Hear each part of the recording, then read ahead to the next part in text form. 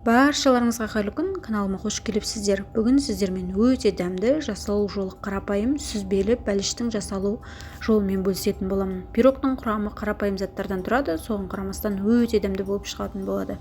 Міндетті түрде видеоның соңына дейін қараңыздар. Каналға тіркелмеген болсаңыздар тіркеліп, лайк басып, қоңырауша белгісін басып қойыңыздар. Міндетті түрде осы рецептпен жасап көріңіздер. Ең алдымен көлемді ыдысымызға ұнымызды саламыз, үстінен сары майымызды салып, осылай үккіштен өткізіп алатын боламыз.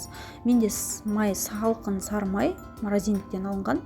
Егер майларыңыз салқын болмаса, түйіршіктеріміз дұрыс шықпай, майымыз еріп кететін болады. Осылай қолдың көмегімен ысқылап, жақсылап араластырып аламыз. Үстінен қантымызды саламыз және 4 ас қасық 20% дүкеннің қаймағын салатын боламыз.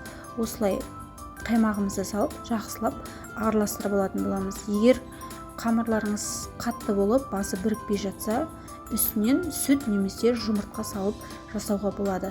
Осылай жақсылап қолмен араластырып аламыз және үстінен бір жұмыртқамызды салып, басы біріккенше жұмсақ, қолға жабыспайтындай қамыр илеп алатын боламыз. Бізде песочный тесто шығатын болады. Осылай жақсылап илеп дайындап алдық қамырымызды. Енді пакетке салып, 1 сағатқа холодильникке салып қалдыратын боламыз.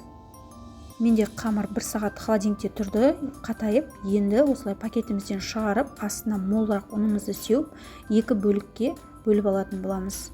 Бір бөлігін әзірше қалдырамыз, бір бөлігін осылай бірінші жайып алатын боламыз. Екеуін де зуалап дайындап қоямыз. Бірінші бөлігін астына осылай көбірек ұн сеуіп жаятын боламыз. Молырақ астына ұн себіңіздер, өйткені құрамында сары май болғандықтан еріп жабысқақ болатын болады. Менде үлкен көлемдегі протеинге жасайтын болғандықтан қамырым үлкен көлемде болады және жұқа етіп жаямыз. Немесе кішкентай 22-24 формасындағы көлемде жасасаңыздар да болады. Ол кезде біздің пирогымыз биік болып шығатын болады. Менде қазір аласа болып шығады, бірақ көлемі үлкен болады. Осылай астына пергамент қағазын төсеп, қамырымызды орнықтырып шығатын боламыз.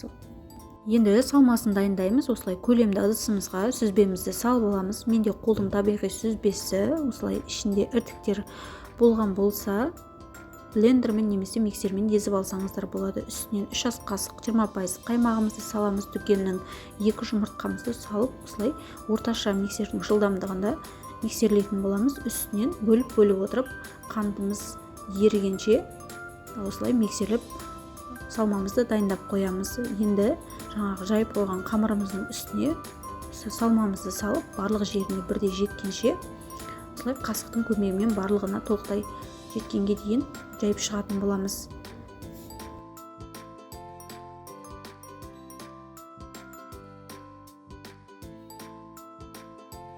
Енді дайындап қойған екінші қамырымызды жұқа етіп жайып алатын боламыз, бірақ кесіп өрнектер жасалатын боламыз. Осылай жұқа етіп ұнды себе отырып жайып алатын боламыз.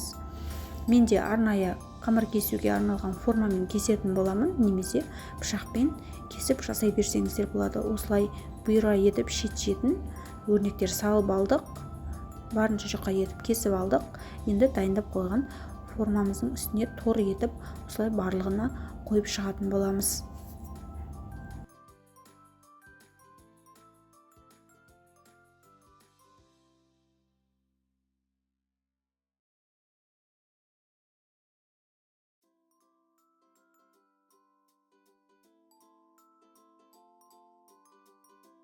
Біздің тор көзіміз дайын. Алдын ала қызып тұрған 180 градус пешімізге 35 минут көлемде пісіретін боламыз. Міне біздің пирогымыз пісіп дайын болды. Үстіне осылай сахарный пудра сепсеңіздер болады, немесе сеппеуге де болады, қалауларыңызша. Міне ішкі көрінісін кесіп көрсетемін. Өте керемет, ауызға салса ерейтіндей жұмсақ, керемет болып шыққан. Қолжетімді заттардан жасалады, көп уақыттарыңызды алмайды. Міндетті түрде осы рецептпен жасап көріңіздер. Рецепт ұнаса каналға тіркеліп, лайк басып, қоңырауша белгісін басып қойыңыздар. Сіздермен болған талшын, келесі видеода жүздескенше.